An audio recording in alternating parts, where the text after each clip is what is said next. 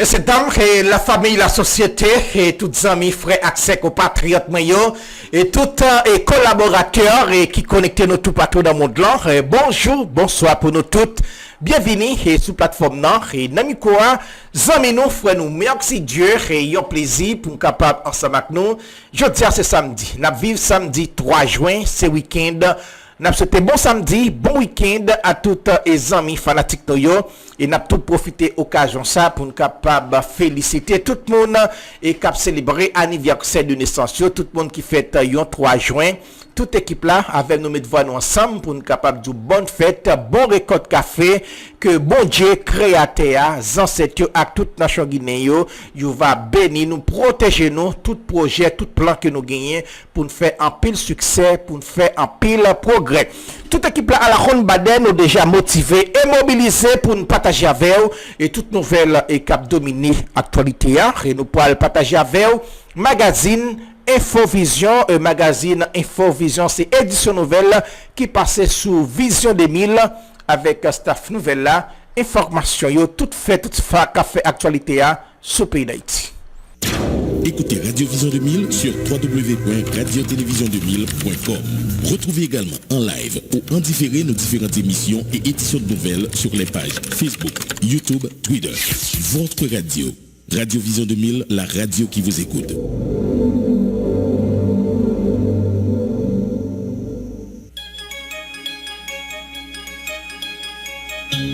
Infovision, le journal du matin de Radio Vision 2000. Toute l'actualité nationale et internationale sur Radio Vision 2000.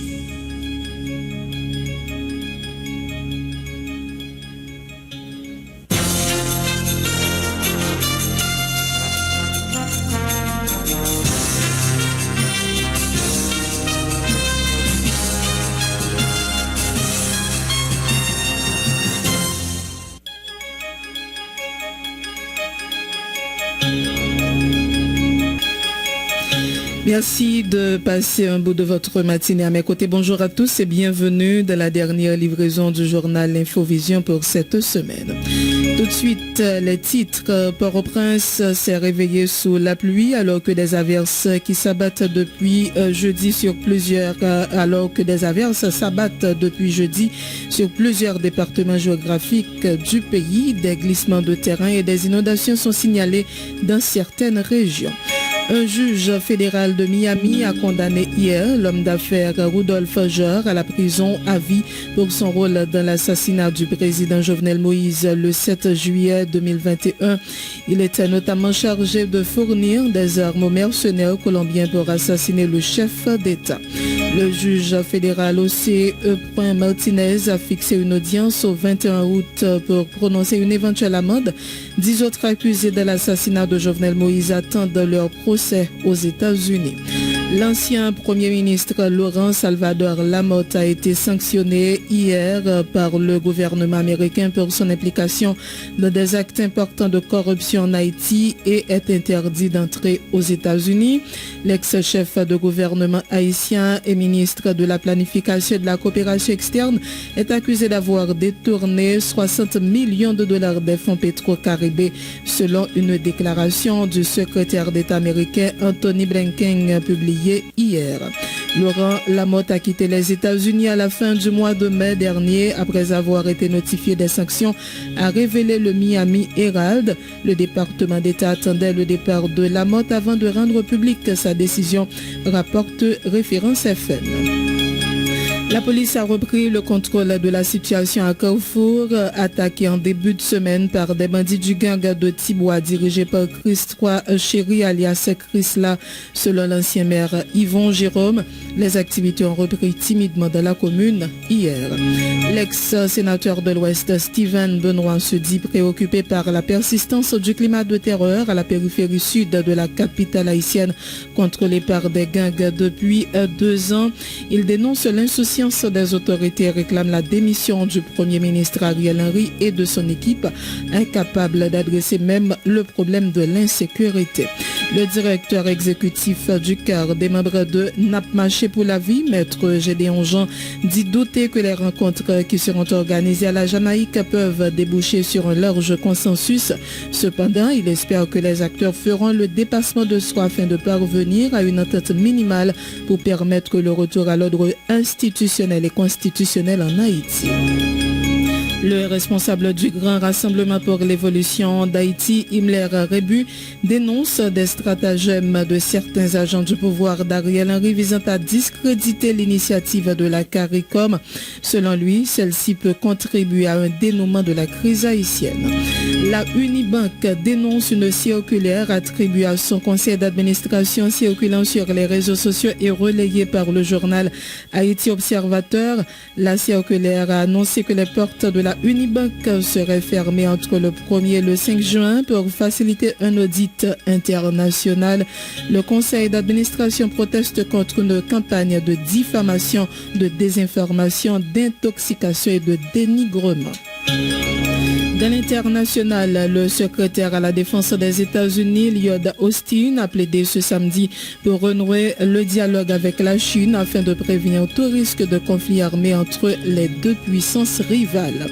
Des pluies torrentielles qui se sont abattues sur le Japon ont fait un mort, 2 disparus et une trentaine de blessés, ont annoncé ce samedi. Des responsables de l'archipel où des milliers d'habitants avaient appelé à évacuer hier. Et puis, au moins 288 personnes ont été tuées, plus de 850 blessés hier soir, ont indiqué les autorités dans une collision de train. Ont indiqué les autorités qui craignent encore que le bilan de cette catastrophe ferroviaire ne continue de s'alourdir.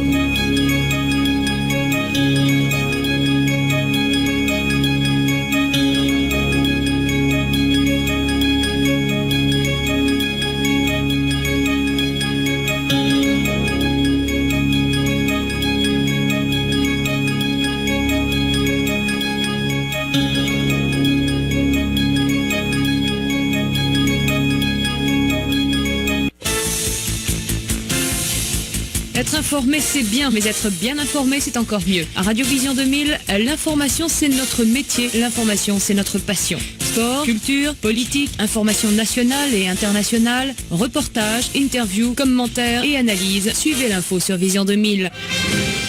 En français, en créole, l'information déclinée sur tous les tons. Informer, c'est notre métier. Informer, c'est notre passion. Harry Junior Désir assure les manœuvres techniques à l'antenne, Marie-André Bélange. Vous suivez Infovision, le magazine matinal de Vision 2000.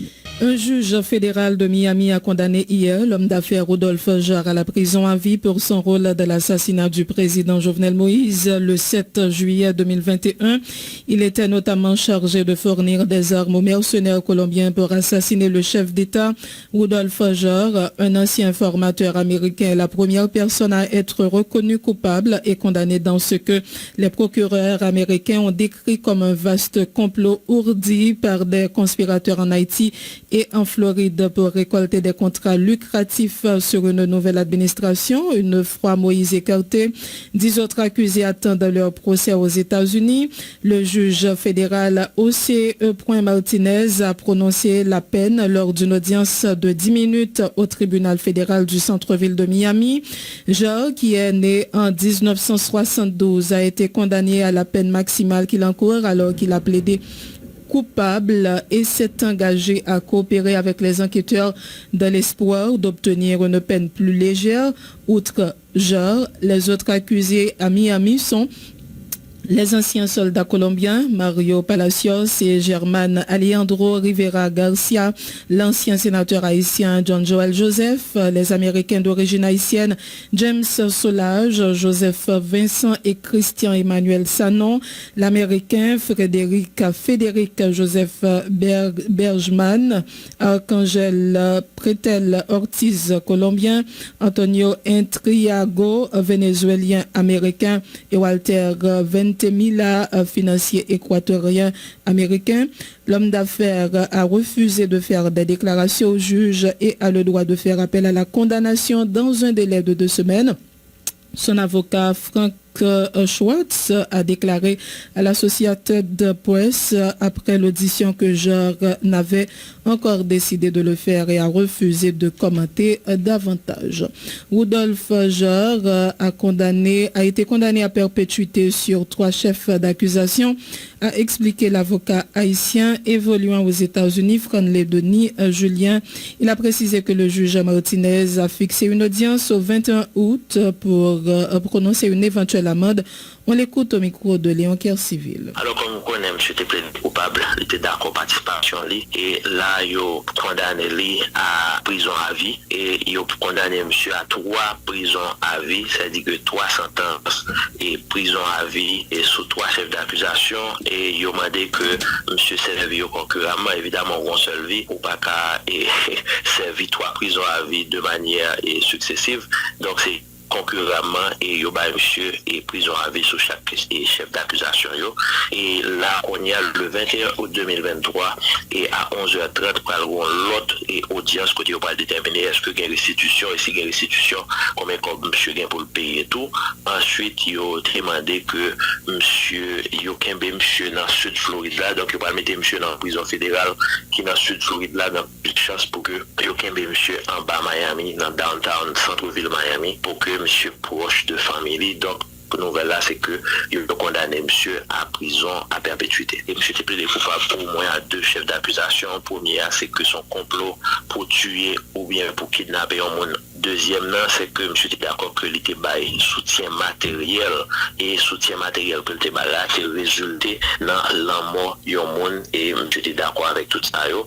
Donc on y a qui ça a fait, il a fait ça yo ça a une investigation et pré-sentence comme s'il a dit avant sentence là ils font investigation côté que monde qui gagne bail positif pour monsieur yo dit li, monde qui gagne bail négatif sur monsieur yo dit li, département de correction compiler tout document tout bail ça on a un document il faut un document bail juge là garder tout ça positif sur monsieur tout ça négatif et puis juge là bail sentence li dit que monsieur a fait reste en prison. Il y a des monde qui toujours content ça qu'on a parlé le fait qu'il y a un monde condamné et l'autre bois mais il y a des collaborations l'hypothèse et puis il y aurait dû peine pour ton petit précision sur ça pour nous prison à vie. Des fois qui ça connaît c'est que l'heure où collaborer et que collaboration retrouver que collaboration potentielle valeur à gouvernement lui-même il compte faire des recommandations côté il dit OK moi recommander 10 ans 15 ans et juge là lui-même il pas obligé de respecter recommandations gouvernement mais dans le cadre ou dans le genre il y a 2 facteurs pour moi qui est important. Premièrement son président de la République qui mourit donc même si vous collaborez quand même un signal clair pour le voir pour que moi pas prendre habitude à tuer président comme ça. Et deuxième tout il y a des gens qui connaissent des idiots ils participent dans bail ils pas comprendre et ils capable même connaître qui est-ce qui derrière bagarre là à ce moment là même leur ou gain disposition pour collaborer ou capable collaborer vrai parce que capable qui est-ce qui était chef comme si derrière bagarre là ou tellement sorte ou même ou juste participer dans bagarre là sans qu'on pas connaître qui sont entrés que finalement l'ochita avec autorité ou ba information qu'on gagne pas avancer enquête là donc collaboration là vient pas représenter grand chose pour le gouvernement et me passer dans cas monsieur 2 facteurs ça jouent un rôle important dans le fait que les condamnés à vie et dans cas d'affaire ça c'est juge José Martinez et il pas vraiment entendu monsieur Jodi parce que monsieur plaidé coupable déjà Jodi à qui ça a été gain pour faire juge là a été gain pour bail sentence évidemment leur bail sentence ils font petit temps ou font petit parler ou exprimer au mort mais pour le moment ça me connaît c'est que ils condamné monsieur à prison à vie aux États-Unis. Réagissant à la condamnation à vie de Rudolf Jor, l'ancien conseiller de Jovenel Moïse, Guichard Doré, a dit espérer que toutes les personnes impliquées dans le meurtre brutal de l'ex-président haïtien, des auteurs matériels et intellectuels seront jugés et condamnés. Il continue de plaider en faveur de l'entraide judiciaire entre les juridictions des 2 pays, soulignant la nécessité pour la justice haïtienne d'aller au-delà de la justice américaine dans ce dossier. Guichard Doré répondait à Michel Michelot Xavier. Moi, étant des informations, même avec tout le monde. Donc, on pense que peut-être son premier pas. Donc, on sait qu'il y a d'autres pas encore qu'à faire. Parce que jusqu'à présent, nous n'avons pas de conclusion tout, décision en tout, parce que condamné, mais on a un jugement, malheureusement, ce n'est pas encore le cas. Monsieur, que pas encore qu'à élucider, il cherche que tout le monde qui participer dans le financement, dans la perpétration des lacs, etc. Et que vous pouvez commander de lui. Vous devez déjà condamné pour passer résident dans la prison parce que lui d'abord était plaidé coupable et l'accusation c'était il était et matériel qui permettre un financement pour arriver à assassiner le président. Qui genre la justice haïtienne t'a regardé avancer qui gagne à niveau dossier aux États-Unis? On va connaître peut-être qu'il y a une communication de pièces qui fait entre des instances judiciaires. Puisque si il y a des données, puisque c'est de façon concomitante et dossier à péter, la péter Haïti, la péter aux États-Unis. Et ce qu'à partir du principe qu'on ne doit pas condamner les gens pour des peines ou même devant même tribunal, donc il faudrait-il que tu as gagné des communications qui ont fait entre les deux instances, de sorte que d'autres gens qui passent sur le territoire américain, à partir des déclarations que M. a fait pour l'application. Nous ne pouvons pas orienter le travail juge Walter ou Walter, mais qui ça doit faire après une décision comme ça? Bon, pas ça vous juge à faire parce que le juge a lui-même va faire fonctionner parce que le cabinet d'instruction est indépendant. Pas qu'à ça vous faire dans ce cas d'essai. Oui, mais l'État bien inspiré que Jean Dia, il allait regarder, demander communication pièces, ça va permettre qu'il avance plus bien dans l'enquête par là. Oui, effectivement. Oui, que quand il y a une coopération qui fait qu'il y a une entraide entre les deux juridictions, de sorte que pour avoir des pièces communiquées avec le magistrat ici, puisque il y a un monde là ici, c'est américain, probablement qui va tenter, alors que nous juges lui-même l'attendent d'autres mondes. Donc, moi, je crois que nous partis pour un dossier qui va le traiter à plusieurs niveaux. De côté des Américains, n'oubliez pas, non, les Américains poursuivent parce que nous, des lois à la caille, nous devons aller plus loin que la justice américaine. Au-delà de monde qui finance criminels, etc., monde qui permet de régler, mais écoutez, on a salé l'image de la présidence d'Haïti. Donc la justice haïtienne obligée à aller plus loin. Son gros pas qui franchit pour Jovenel Moïse joindre justice. Non, encore une fois, la justice américaine lui poursuit Mounio parce qu'il a violé le droit des États-Unis. Nous-mêmes, ces droits pas nous vont faire appliquer. Si il n'y a pas de violé parce qu'il fait comploter sur le territoire américain, ça fait poursuivre condamné. Ils ont utilisé le dollar américain. Nous-mêmes, nous supposons, non seulement nous devons aller au-delà de l'aspect américain de la question, dans le sens que il y a la présidence haïtienne qui a été souillée, deuxièmement, un président est assassiné, et c'est une déclaration de guerre qui fait contre Haïti, le fait que des Haïtiens associés avec des militaires étrangers peuvent assassiner le président, donc nous devons aller plus loin. Et c'est dans ce sens que nous comprenons que le juge Walter, il y a peut-être un peu le monde, et probablement la justice américaine va intercéder. Direction à présent, Carrefour, où la police a repris le contrôle de la situation après l'attaque en début de semaine des bandits du gang de Tibois, dirigé par Chris Chéri, alias Chrisla. Selon l'ancien maire Yvon Jérôme, les activités ont repris timidement dans la commune hier. On l'écoute au micro de Michelot Xavier. Il y a un qui est extrêmement intéressant, c'est approche et appui institutionnel que nous-mêmes, société civile, oui, à la police, parce que comme entité, principale entité qui est responsable de la sécurité publique, il est évident pour nous dire, c'est la police nous connaît qui doit gagner ça dans la c'est la police nous connaît qui doit gagner privilège pour circuler dans la rue. Donc, automatiquement, à partir de les situations de présentées, nous-mêmes, société civile, nous devons juger bon pour nous un rôle de limiter les dégâts par rapport avec la situation des présentants, ils t'apprennent nous, ils ont l'idée de suivre. Par exemple, nous avons corrigé pour un peu le monde. Il n'a jamais été question que nous t'échita négocier avec M. Bandille. C'est un couloir de communication qui nous a fait. À travers la communication, ça, puisque ça a existé, d'ailleurs même à travers l'État, c'est son couloir de communication lié. Maintenant, nous-mêmes comme société civile par rapport avec danger terroriste, il est évident pour que nous disions ouvertement, la situation qui représente un gros danger, il faut que nous remédions à ça. Maintenant, rencontre d'audience, c'est évaluer la situation pour que la vie reprenne graduellement. Visite, c'est une visite de solidarité à la police par rapport à lui-même qui est l'institution principale pour qu'il bat nos sécurité. Au terme de cette rencontre, ça va joindre un témoignage du commissaire par rapport à l'effort qu'il a fait. On a profité de l'occasion pour nous voir sympathie nous, bail, toute victime spécialement, la police encore une fois, qui perd son policier dans le rang et qui vient bail, premièrement, situation ça qui causait des ravages et toutes les victimes qui étaient dans l'occasion affrontement ça. Maintenant, activité yo reprendre dans Carrefour, nous faire compte ça pour nous prendre des dispositions, c'est une dit pour ça pas jamais reproduire encore dans la ville là. Pour ça pas jamais reproduire encore, plus grosse disposition, c'est intensifier démarche nous auprès de l'État central, permettre que la police là est plus renforcée pour plus persuasive et aussi pour plus préventive. Maintenant, à partir de là, prochaine étape là, c'est continuer en communication au plus haut niveau pour foyer moyen, parce que signal ça produit, puisque Carrefour, dans un point métropolitain, c'est Greenville qui affiche une approche de civilité qui était censée fonctionner 24 sur 24. Ça vient passer là, l'IBAI, encore une fois, ils ont idée de situation. Si l'État pas prend responsabilité, là, évident pour que Carrefour doit victime. Et la différence qui vient dans ça là, c'est que pour mobilisation, tant que par la société civile, que la population en général, en solidarité avec la police, mais néanmoins, pendant qu'il est à reconnaître que camarade comme DJ Tibois, qui fait Chris là, il confirme, il n'est pas rien à la police, il n'est pas rien avec la population. Mais sauf que, il est évident, pour qu'il y ait toujours été dans la mesure, il ne faut pas obliger à prendre la rue, parce que, mon qui vient d'armes qui doit dans la rue, c'est uniquement la police, et à partir de là, ça permet que la vie reprenne naturellement, je sais avant. Réagissant sur la nouvelle démonstration des bandits à Carrefour, l'ancien colonel Himmler Rebu a mis une nouvelle fois en cause l'irresponsabilité de l'État pour l'ex-haut gradé des anciennes forces armées d'Haïti. Si les bandits continuent de prendre le large, c'est parce qu'ils n'ont peur de rien et qu'il n'a aucune instance pouvant les contrecarrer. Himmler Rebu, qui appelle le haut commandement de la police nationale à profiter du soulèvement de la population, dénonce le fait que 2 ans plus tard, les bandits continuent de régner en maître et seigneur de la 3e circonscription de Port-au-Prince. Himmler Rebu avec Michelot Xavier. Bienvenue dans le développement du journal. Port-au-Prince s'est réveillé sous la pluie alors que des averses s'abattent depuis jeudi sur plusieurs départements géographiques du pays. Des glissements de terrain et des inondations sont signalés dans certaines régions du pays. Et avec nous en ligne, la responsable de communication de l'unité hydrométéorologique d'Haïti, Chrisnet Saint-Georges. Bonjour Chrisnet.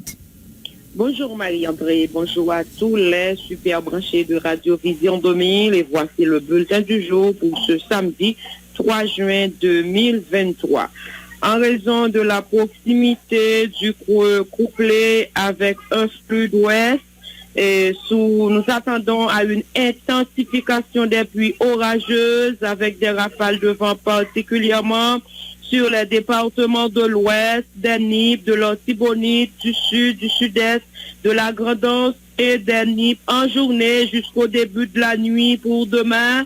À cet effet, il est demandé à la population habitant dans les zones à risque d'inondation de ces départements de rester vigilante et d'appliquer scrupuleusement les consignes de sécurité habituelles en vue de limiter les dégâts que ces inondations pourraient causer. Pour Port-au-Prince et ses environs actuellement, il pleut sur Port-au-Prince et on demande à la population d'être très prudente en ce moment. Pour les prévisions maritimes, mer peut agiter, les voiliers doivent prendre des précautions en mer. Pour le lever, le coucher du soleil, même s'il pleut, le soleil se lève quand même à 6h30 pour se coucher à 7h19 et se lèvera à 6h13. Par ailleurs, la deuxième dépression tropicale de la saison s'est transformée en une tempête tropicale appelée Arlene. Elle est située à environ 425 km ouest de Floride, soit à 550 km nord-nord-ouest de la pointe ouest de Cuba. Vu la trajectoire empruntée par cette tempête tropicale, elle ne devrait représenter aucun danger direct pour Haïti. Toutefois, l'UHM continue de suivre son évolution afin de tenir informé.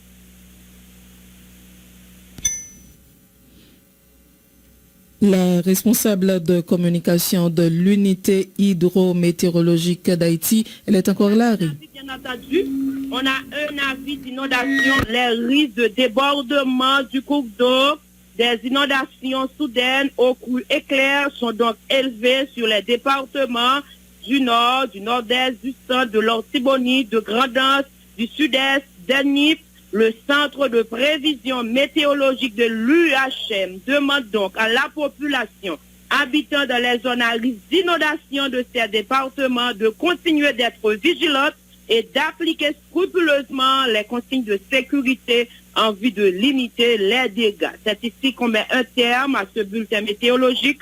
Merci d'avoir été des nôtres. Excellente journée à vous.